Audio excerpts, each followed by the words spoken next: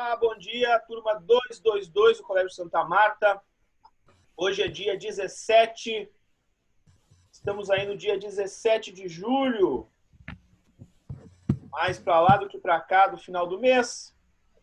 A gente está num dia que está abrindo uma claridade maior agora, né? A gente estava com um dia bem, está com um dia bem cinza, né? Com uma neblina bem forte, pelo menos aqui onde eu moro tem uma neblina muito forte. Vamos esperar que hoje saia o solzinho, né, para a gente tirar o mofo. Não aguento mais essa umidade.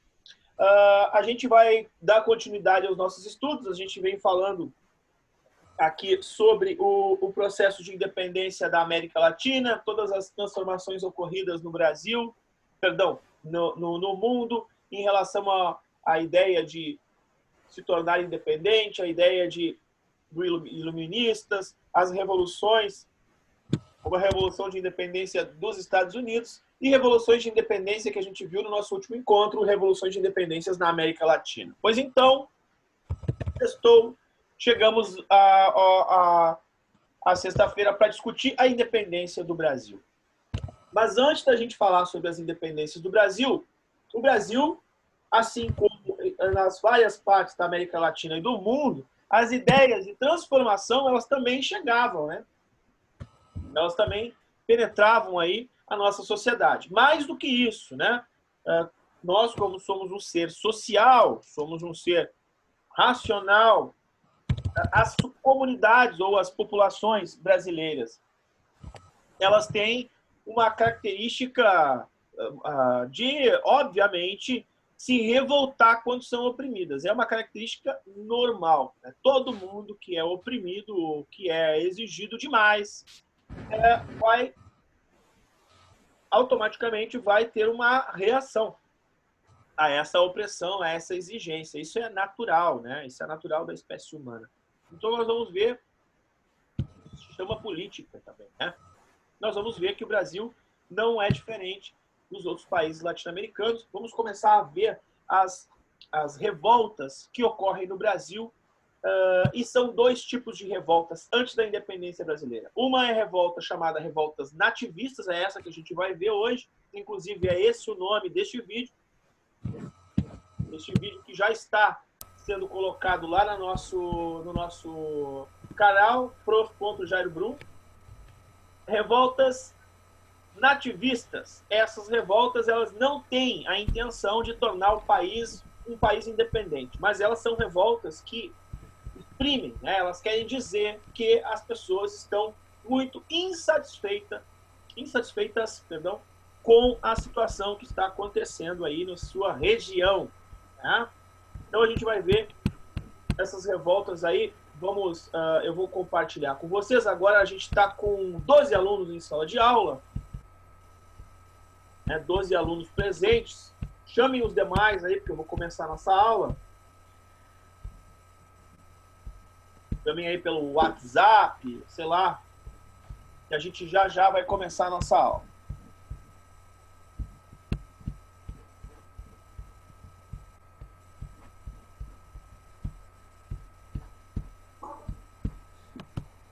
Vamos nessa então.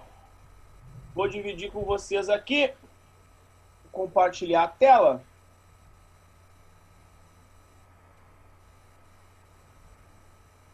Muito bem, revoltas nativistas. Tem alguma pergunta aí? Algum questionamento que vocês queiram fazer, pessoal? Não? Então vamos nessa. Revoltas nativistas. Quando é que as revoltas ocorrem, pessoal? As revoltas nativistas vão ocorrer aí entre o século XVII, final do XVII, e o início, então, do século XVIII, tá? Elas são revoltas que têm as seguintes características. Elas não têm uma proposta de independência. Elas são revoltas locais. Ela tem um caráter regional. Ela não é uma revolta que envolva... Desculpa. Perdão. Não é Covid. É uma alergia. Ela não é uma revolta que envolva uma tentativa de independência. Ela é uma revolta regional, localizada, e tem uma característica de ser proposta sempre pela elite local, sabe? Ela não vai ser uma revolta proposta pelas camadas populares, não é uma revolta de escravos, não. São revoltas basicamente elitistas, certo? Vamos lá, então, para a primeira revolta elitista, a primeira revolta localizada, a primeira revolta nativista. Vamos lá. Basicamente, a revolta dos Beckman, que ocorre lá no Maranhão. Lembrando que o Maranhão é o extremo do Nordeste, né? É o último estado antes de começar o Norte, né? Então, o Maranhão, ele é muito longe, ele fica muito na periferia, ele é muito longe dos centros econômicos do Brasil. E aí eu estou falando do centro econômico da capital brasileira. Nós tínhamos a capital no Rio de Janeiro, né? E outra, né? A antiga capital do Brasil, que era em Salvador, também ficava longe, né, de Maranhão. Então, o Maranhão, os latifundiários maranhenses, né, enfim, os grandes proprietários maranhenses, fazendeiros, vão ter muita dificuldade, principalmente para conseguir a mão de obra trabalhadora, né? Quer dizer, e era obrigado, né? Não sabiam trabalhar se não fosse com trabalho escravo. Então, o escravo africano era muito caro. Quando esse cara chegava lá, ele chegava com um preço muito caro. Até porque quem vendia esses africanos para o Maranhão eram comerciantes, basicamente comerciantes europeus, né? Então, vão ter muitos portugueses vendendo lá. E o valor desses caras era muito alto. Então, o que os latifundiários, principalmente aí os irmãos Beckman, eles propuseram? Que eles escravizassem os índios. Afinal de contas, havia muitos índios à disposição da população maranhense. Mas os índios eram protegidos de quem? E aí eu tenho que voltar a discutir isso contigo, né? Os jesuítas, né? O povo, esse movimento religioso chamado de jesuíta, ele vai ser muito importante para a gente entender que os jesuítas vão proteger o índio. E de que maneira vão proteger? Eles vão dizer que o índio é um cativo, que o índio ele tem alma, que o índio ele não pode ser escravizado. E aí nós temos que entender o que a igreja pensava em relação ao africano. Então, a gente tem que voltar aos nossos estudos lá para a gente ver como é que foi justificado isso, né? No livro, o primeiro livro da Bíblia, né, o livro chamado Gênesis, nós temos uma passagem no livro que é a passagem da maldição de Cã. Então, quem quiser, de repente, dar uma lida, né, se aprofundar um pouco mais sobre essa maldição de Cã, é bem interessante, porque é essa maldição que vai justificar toda a forma de opressão e de pensamento da igreja e de escravidão durante o período colonial no Brasil. Tá? Então, a maldição de Cã, segundo Jorge... Deixa eu ver aqui o nome do cidadão aqui. Segundo o Jorge Bense, que era um jesuíta, quando chega ao Brasil, ele vai dizer que Cã era filho de Noé. Noé, aquele cara da arca, né? O cara da arca, então, depois da enchente, depois das cheias, do dilúvio, ele vai se tornar um agricultor. Ele vai fazer, vai ser um agricultor e vai plantar uvas e vai fazer vinhos. Então, diz a parábola no Gênesis que o Noé um dia tomou uns goró bem forte lá, uns vinhos bem pegados, estava muito quente e ele acabou ficando nu. Ele tirou a roupa e foi dormir. Dormiu assim, dormiu dentro de um paiol lá, nu e bêbado.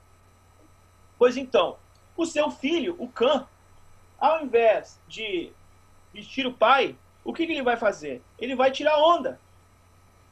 Ele vai chamar as pessoas para olhar aquela cena patética do pai ali, né? Bebum, deitado e nu. E quando o pai fica sabendo que ocorreu isso, o que o pai vai fazer?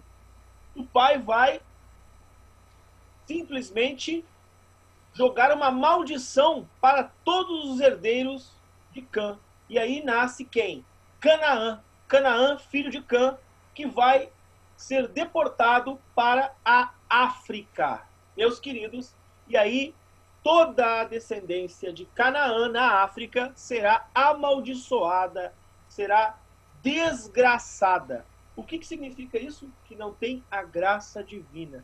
Será, então, escrava. Será uma população escrava. Então, através de uma das justificativas para a escravização do africano na América Latina durante esses 350 anos de escravidão que a gente vai ter no continente americano, essa escravidão que a gente conhece como escravidão moderna, certo?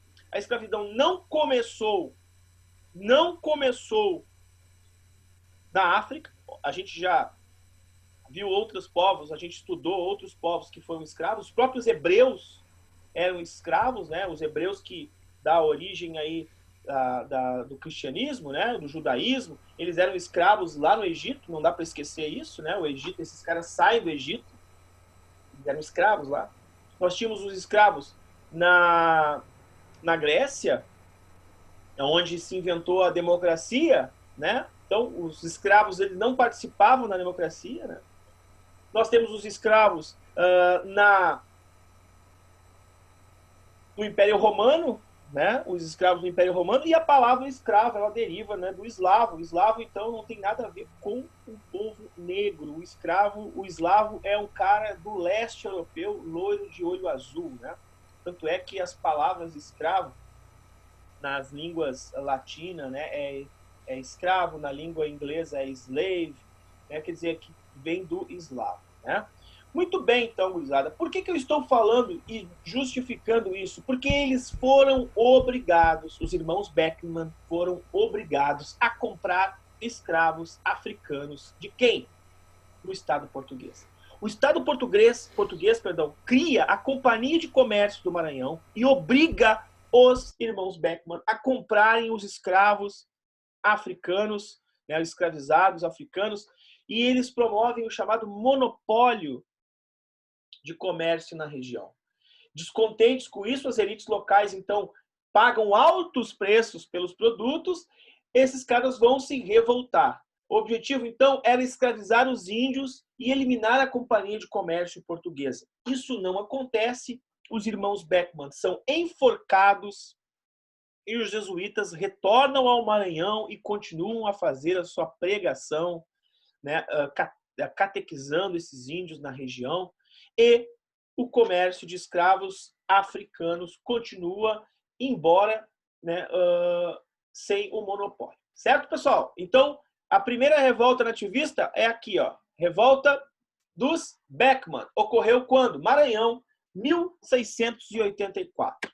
Século 17. Segunda revolta. Revolta dos Emboabas. Anota aí. Emboabas significa o quê? Forasteiros. Isso mesmo. E tá vendo que tem um asterisco aqui, ó?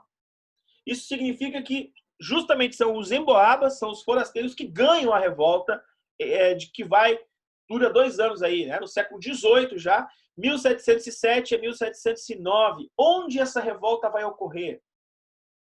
Ela vai ocorrer nas Minas Gerais. E olha só que loucura, né? Os paulistas que fazem, né, as chamadas bandeiras acham Minas Gerais. Eles localizam muito ouro, prata, pedras preciosas em Minas Gerais. Aí o que eles fazem? Eles abrem o bocão. Ah, a gente achou ouro! Aí a galera vem. Mas vem de bando. Muitos forasteiros vão para lá. E aí o que os paulistas fizeram? Não, não, não, não, não. Aqui ninguém entra. Isso aqui pertence a nós. Cara, os forasteiros vão dar um laço nesses caras, né? Vão expulsar os bandeirantes de lá. E aí vai ter uma batalha chamada Capão da Traição, onde vai ter um grande massacre de paulistas. Os paulistas saem da região das Minas Gerais, né? Se separam de Minas, e aí os paulistas vão localizar mais ouro e mais prata mais no interior do Brasil. Ou seja, eles vão chegar no estado que a gente conhece hoje como Goiás e o estado do Tocantins, que era uma coisa só, E também vamos chegar no estado do Mato Grosso, que também a gente tem dividido hoje entre Mato Grosso e Mato Grosso do Sul, né? E aquilo ali era uma coisa só. Mato Grosso era só uma coisa, assim como Goiás era só uma coisa. Então vão achar em Goiás, na região de Goiás e na região do Mato Grosso, a Chapada de Diamantina, no Mato Grosso, e a chamada Jalapão, lá na região do Goiás, vão achar ali muito minério de prata, ouro e pedras preciosas, certo? Então, Guerra dos Emboabas é a guerra dos forasteiros que migram para a região das Minas Gerais e acabam expulsando dali, então, os paulistas que vão localizar ouro e prata tanto em Minas Gerais, tanto em São Paulo, perdão, tanto em Goiás como em Mato Grosso. Tá bem? Alguma pergunta até aqui? Tudo bem? Beleza pura. Então vamos continuar. Próxima revolta nativista. Revolta ou ainda Guerra dos Mascates. E o que foi a Guerra dos Mascates, meus queridos? Mascate, anota do lado aí. Mascate quer dizer o quê? Comerciante. Anota aí, puxa uma seta. Mascate, comerciante. Onde é que ocorre isso? Aqui a gente consegue ver, ó, essa imagem aqui. Lá ao fundo nós temos a cidade de Recife.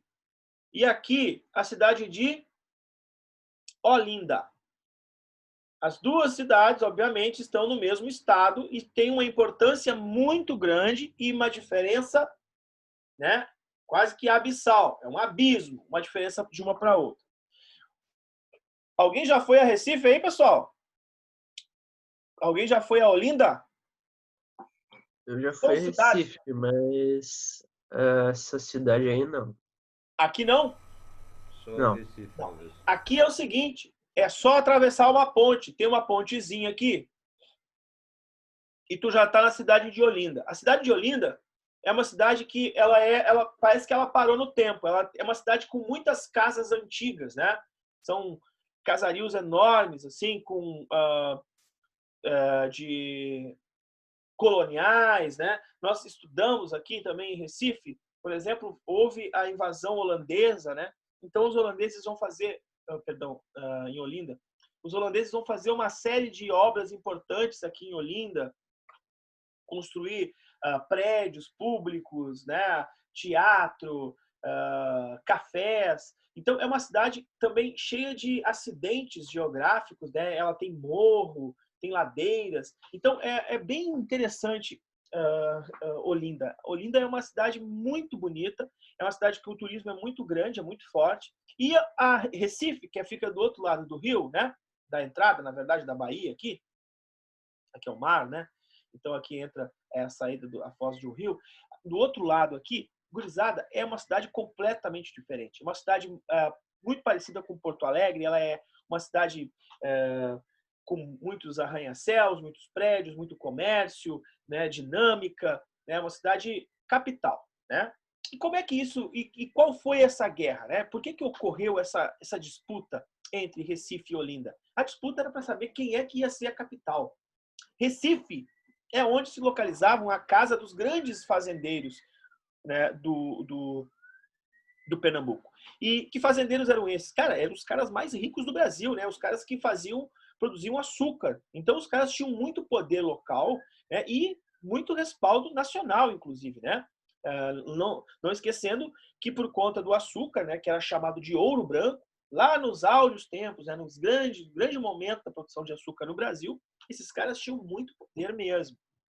Então eles vão ali, a cidade de Olinda quer ser a capital do Brasil, a capital, perdão, de Pernambuco, né? E eles querem que esse dinheiro de impostos, né, que são cobrados dos trabalhadores, dos cidadãos, enfim, de toda a elite local, que esse dinheiro fique aqui, né, ali em Olinda, que eles possam, porque a capital é isso, né, cara?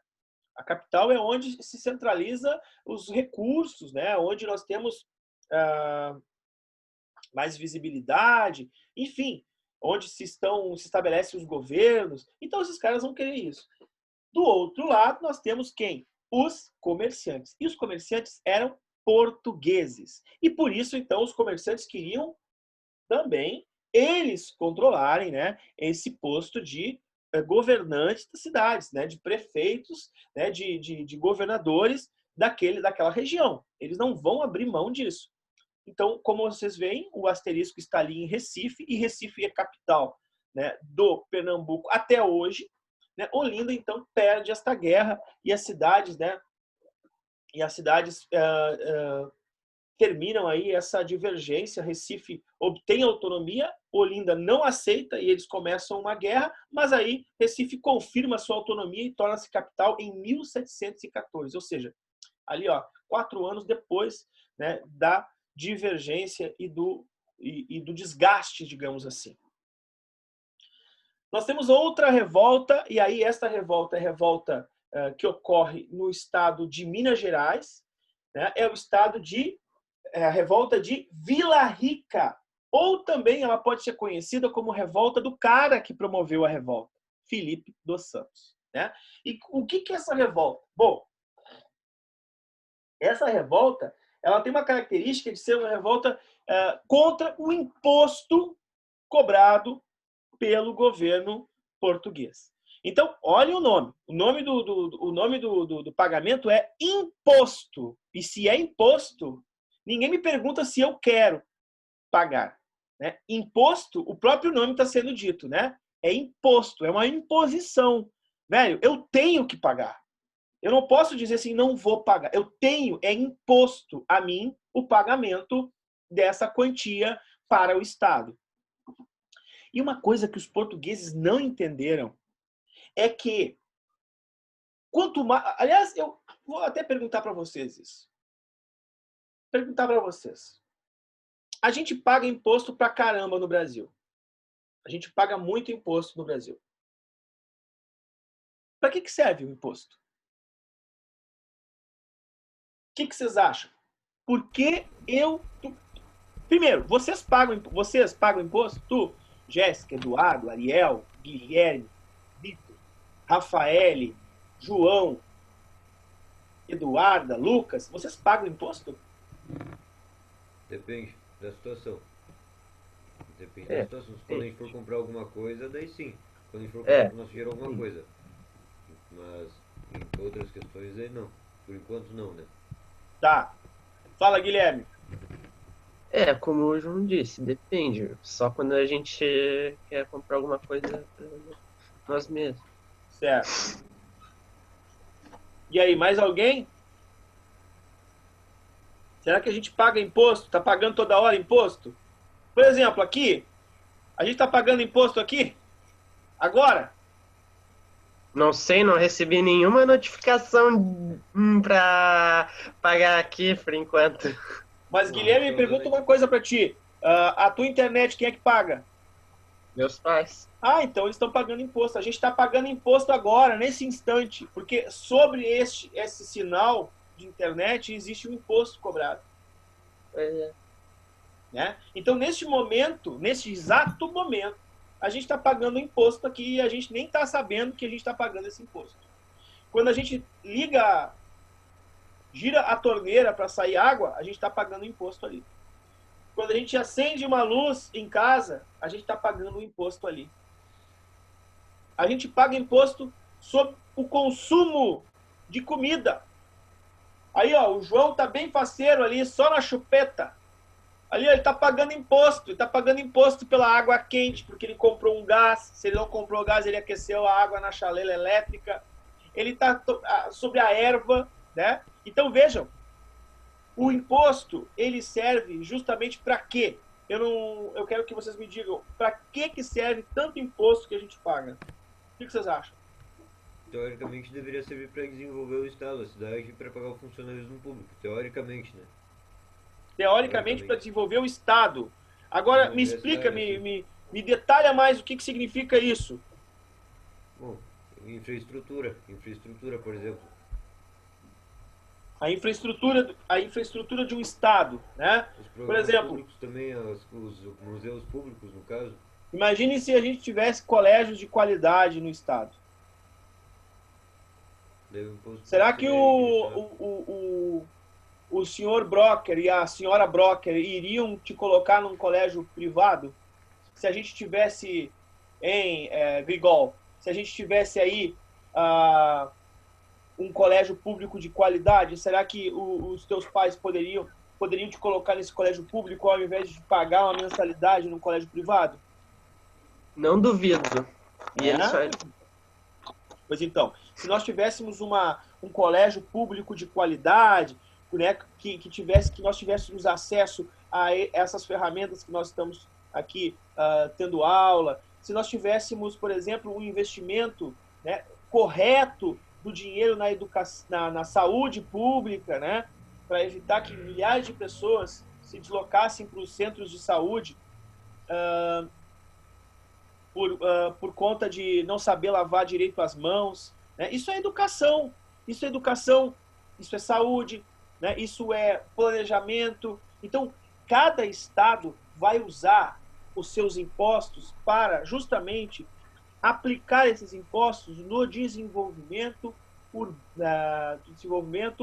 da melhoria das condições de vida do cidadão, da infraestrutura, como falou o João, né? A infraestrutura que seja da educação, da saúde, da segurança pública, da iluminação pública, do recolhimento do lixo, né? Enfim, em diversas áreas.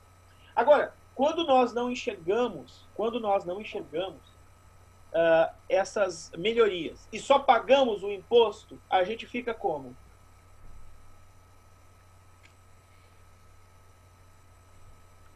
Por que a gente está pagando isso, né? Se não está sendo usado para o que deveria. A gente questiona.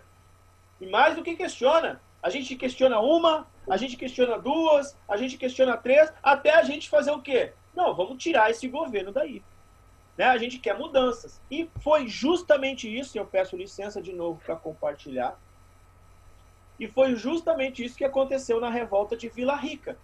Felipe dos Santos, ele é contra o estabelecimento de uma casa chamada Casa de Fundição, que era uma casa que pegava todo o ouro que era extraído, ele tirava a quinta parte, ou seja, quinta parte significa 20% de todo o ouro, 20% de tudo que era recolhido ficava com o Estado português. O Estado português não precisava fazer nada, nenhum esforço. Ele simplesmente tirava esse dinheiro de lá e babaus.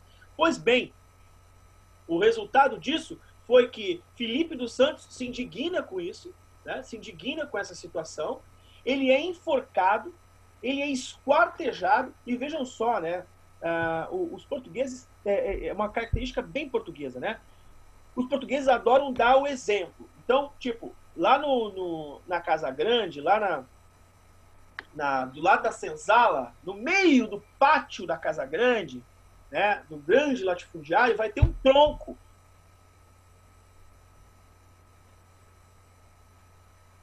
Esse tronco, ali vai ser amarrado o escravo que resolver fugir. E mais do que amarrado, ele vai ser açoitado. E dependendo do que ele fizer, ele vai ser machucado. E como o feitor, o dono dele é dono da vida, ele pode ser até morto.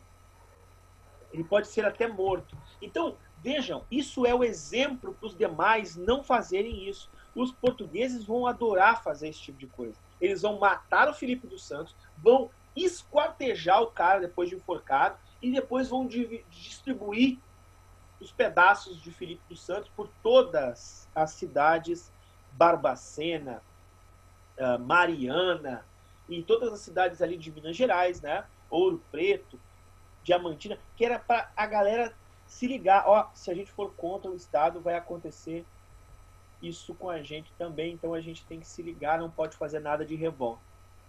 Isso vai funcionar? Não, isso não vai funcionar. Porque outras revoltas, e aí, piores revoltas do que essas nativistas vão ocorrer. E o que essas revoltas nativistas, o que elas queriam, né? Qual era o intuito delas, basicamente? O intuito dessas revoltas, e aí eu peço licença para vocês aqui, para a gente colocar um outro slidezinho aqui, deixa eu ver onde é que está. Essas revoltas eram contra o quê? Eram contra o que a gente vai chamar de de pacto colonial. E o que era o pacto colonial? Não é esse aqui também, deixa eu ver. É aqui.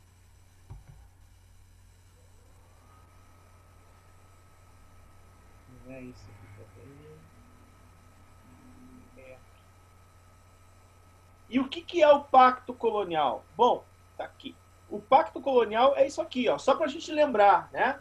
É a colônia sendo completamente monopolizada pela metrópole. Então, da colônia, a gente envia para a metrópole a matéria-prima e a colônia envia para a gente o material ou as manufaturas para que a gente consuma. Em suma, né, resultado de tudo isso é que a gente vai ter que mandar todas as nossas riquezas sempre para a colônia, para a metrópole. E a metrópole vai explorar a gente a vida inteira. Então, essa situação, é óbvio, né, ela começa a corroer as relações aqui da colônia. No Maranhão, as pessoas estão insatisfeitas.